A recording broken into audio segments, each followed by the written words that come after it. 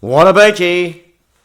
2010 Ford Fiesta with a 1.25 engine. We Ford Zetec engine, I think it is. We're going to do a service in this car, full service. Service this car regularly. It's regular customer. Car's going well, no complaints. Just service.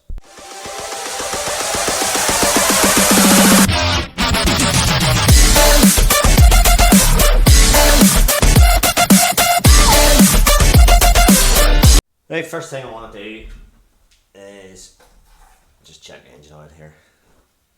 So give it a bit of a dip. Let the oil fill up into the tube. If it's one of those ones that needs to come up into the tube, and give it another dip. And what have I got? We'll have it's lost a wee bit, but this is a good carburetor dipstick's a good indicator. Yeah, it's not bad condition. It's blackened a bit, but it's not bad, and there's a wee bit of loss. Right, I'm gonna get the oil out. It's 13mm on this.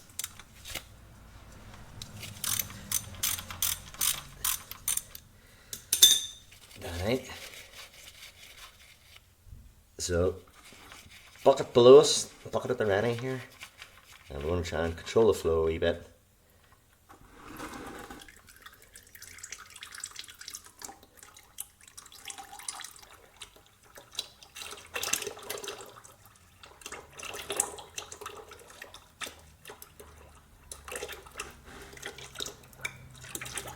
Right, well, there we go with that. Okay, so the thing to know about this bung, there's a rubber seal in this bung here. So all Fords are like that. So there's no crush washer or anything like that. So normally they're pretty reusable, pretty good. I'll let this oil filter off while we're down here. Oh, tighten up.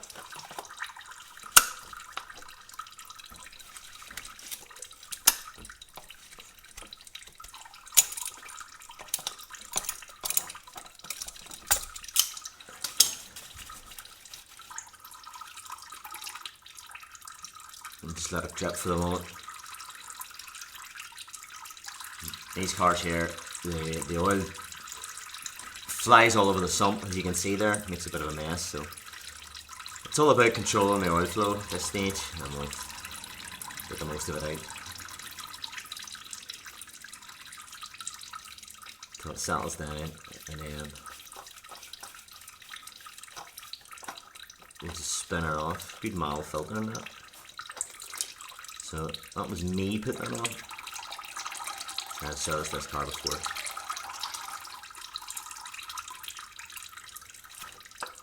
So that's our oil filter off, and we'll just dump the rest of it in the bottom. So just let that drip for a while. Get the car back down again.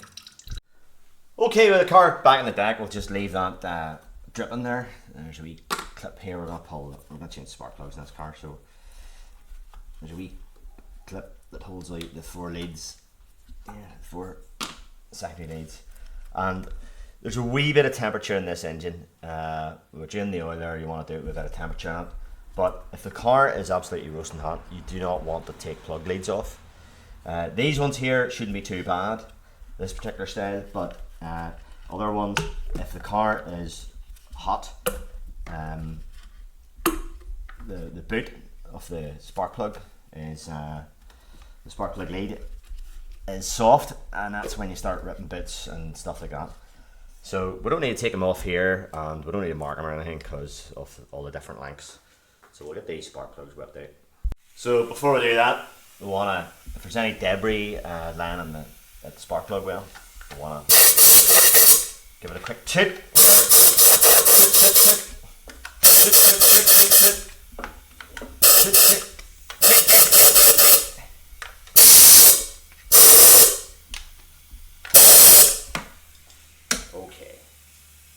Okay, my spark plug thing that I use is this thing here. It's magnetic, and that's just the one I like to use, preferred. So spark plugs shouldn't be that tight. People that put spark plugs in and swing on them, the aluminium head steel spark plug. It's that old one again. So the spark plug should never be that tight. It should be just like sort of hand tight and then nipped up. 25 Newton meters is usually around where you want to be on spark plugs. So I do torque spark plugs. I do use a torque wrench when I'm putting them in. So you'll see later on. And we'll have a wee look at them. Not too bad. I changed these spark plugs about 18 months ago. The car's done about 12,000 miles, something like that since then. So we just changed them out. These sort of spark plugs, they're not expensive. They're not the long life ones that are about £15 each. These here aren't that expensive, so we'll just get the rest of these out there. So plenty of room in this engine. It's pretty easy to work at, spark plug wise and stuff like that. There's some cars where this is very, very low and you can't get an extension bar in for the deep well plugs. So we'll just give her a loosen up.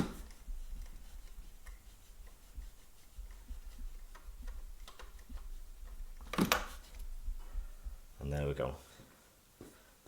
Not bad condition, if I do say so myself.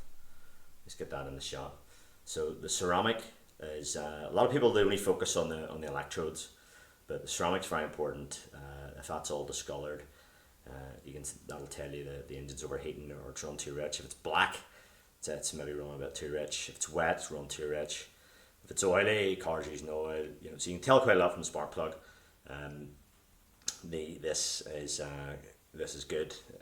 Nice white ceramic is what you want to see. And the other thing you want to do when you're looking at spark plugs is comparing them. If they're all more or less the same looking, isn't one blacker than the other one, and stuff like that. So we quick visual on that gives me an idea of the health of the engine. So I'll get you back into focus again. So the ones that are in it they're NGKs, TR5B13. So fairly long shank on them there, and as I say, good condition ceramics. Ceramics is one of the bigger pointers rather than the electrodes. Unless obviously the electrode is burnt out or that's burnt back, but you need to have some amount of mileage on it to do that, or you have some sort of ignition fault where the kV is too high and it's burning the spark plugs out prematurely. So we have our replacements here. We have Bosch. Bosch has came into the aftermarket quite a bit, and we've started using Bosch stuff. So I'm having a wee look at this. What we want to do is compare the two. So yeah, looks the same to me. You can see the center electrode in the new one is slightly larger. That may be indicative of the manufacturer, but you can see that electrode is larger. That gap is a wee bit gappier than that gap. So the gap should be about 0.9. Now, most of the time spark plugs come preset with a 0.9 gap, but you need to check them before you put them in. You need to do a visual on spark plugs. So if that was dropped in the car shop or in transport or something, and let's focus again. If that was dropped in the car shop, that gap will be smaller. So you put a brand new spark plug in, and it starts giving you problems. So they do come. All spark plugs have this wee cardboard thing, and that's to prevent that. That's to prevent that happening. So that's what that's for. But you need to do a visual on all spark plugs in case they were dropped, or just a badly manufactured one. All look about the same gap. An experienced eye can tell the gap, but if you want to check it with feeler gauges, you're looking at about 0.9 of a mil. So far so good with these ones. Yeah, looks pretty sound. So the other thing you need to do, if you're not experienced, you can just compare them. You see if one is bigger than the other, and even though we're talking a tenth of a mil, two tenths of a mil, you can see that. You really do can't see it. It's blatant if one's too gappy. So if we look at that one there, for example, we can see that gap is a lot bigger, and that's because that electrode, that center electrode, is burnt back. So that's why we change spark plugs. That won't be a good a spark as what we'll have out of that. But just a wee bit more on spark plugs. I misspoke earlier on there. I said that the gap in these should be 0.9. It's that plug there is 0.9. In this particular car, it's the spec is 1.3. So I looked it up there, and these plugs come at a gap of 1.2, as you can see there. 1.2. So I just checked them, didn't adjust them. You can do that if you want with feeler gauges, but yeah, they usually come gap for the car, but you just need to check that. The main thing is the visual to make sure that they haven't been closed as a result of being dropped or anything like that. The other wee thing now, it's not really crucial in this car. There's a thing called spark plug indexing, which I don't know whether you heard of or not. But basically what that means is, and this is why the torque is so important. So what that means is this electrode, as I say, in some cars this is crucial. It's very, very important. Not so much in this car, but the indexing means that the negative electrode here points towards the exhaust valves. So in other words, the open part points towards where the fuels comes in. So that gives best ignition. The other thing as well is it keeps this electrode cool. So it's on the cooler side of the flame, of the propagation of the flame in the cylinder. So that's called spark plug indexing. Now it's as I say, there's TFSI models and direct injection models, and that is pretty important. So that's another reason why you want to torque to the correct specs. Okay, back over the engine now with our new spark plugs, and we've got our spark plug spanner. So here's where I like using this magnetic one, and there's the reason. Simple as that. So we put these in. Now, I've seen videos where guys drop these in. Like, you don't want to do that. You know, you want to do it this way. Put it onto there and set it in nice and gently. You do not want to close this gap here. So you don't want to have that hitting anything. You don't want to drop it there in any way at all. So we put it in, making sure that we sort of guide it centrally. And to start it off, you make sure you can start it by hand. You make sure you can, start it by hand. There's no if there's any resistance, you're maybe in the wrong threads. You're going to cross thread it. So we'll tighten that up just with the knurled side of the extension bar, the knurled bit, and that gives us a wee bit of grip. The other thing to note is you do not put anti-seize or copper grease or any sort of gum jalaki on these threads. You do not put anything in those threads. Copper grease, with the heat of the engine, it'll go like clay. It'll cake it up. It'll do the opposite of what you're intending to do. Also, if you get copper grease down into here, it'll start to short it out. On this ceramic, it'll short out, and you'll get sparks all over the place, and you'll get misfires. But anti-seize or copper grease in these threads will actually seize it in. It'll do the opposite of what you're intending to do. These threads are electroplated, so they have an electroplating coating on them. NGK has a bulletin. Check it out on NGK. Electroplated threads or something like that. Type it into Google, you'll get a whole thing on it. NGK thing. All spark plugs manufacturers, to my knowledge, the threads are electroplated. You do not put any sort of anti-seize or anything like that on the threads. If you do that, you're going to cause yourself problems, and that's not the intention. So we'll get all these in here again, just down so that I can do it hand tight here. And I know that these are going in nicely. I'm getting good 5 or 6 turns there, just by hand.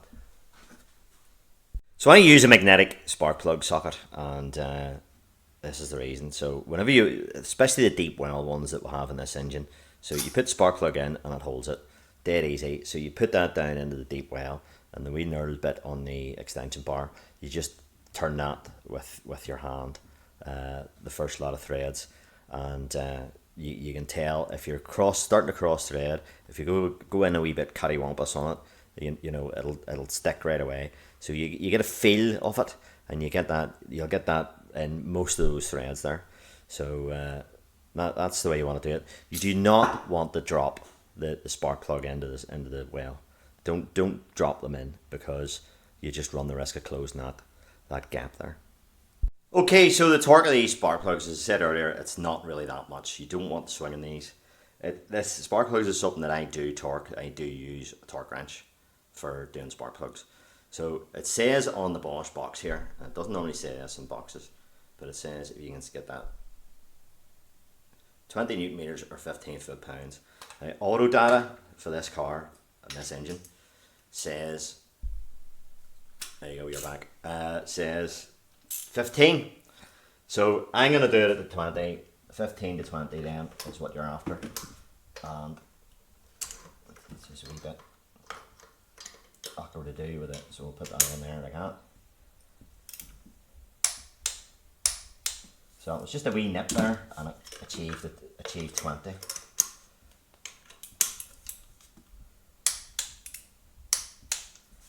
So there we go.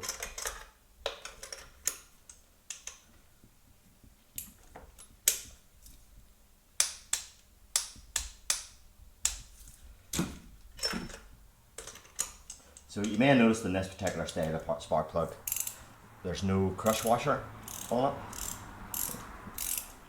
Oh, I'm going to have a few turns there.